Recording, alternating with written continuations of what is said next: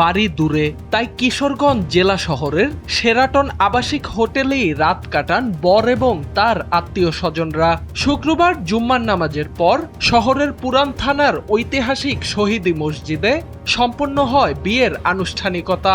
নামাজ শেষে অন্য একটি রেস্টুরেন্টে আয়োজন করা হয় মধ্যাহ্নভোজের।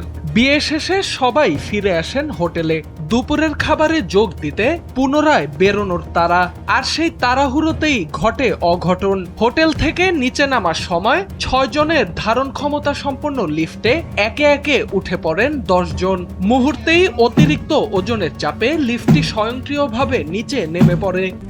RICL TMX, যুগের পর যুগ স্থাপনা থাকে মজবুত। ভেতরে আটকা পড়েন বরসহ 10 জন বরযাত্রী। খবর পেয়ে ঘটনাস্থলে ছুটে আসে ফায়ার সার্ভিস। শুরু হয় উদ্ধার তৎপরতা।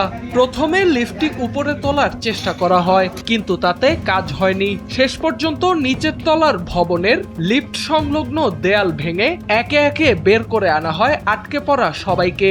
শেষমেশ বড় কোনো দুর্ঘটনা হয়নি। সবাইকে জীবিত অবস্থায় উদ্ধার করে ফায়ার সার্ভিস।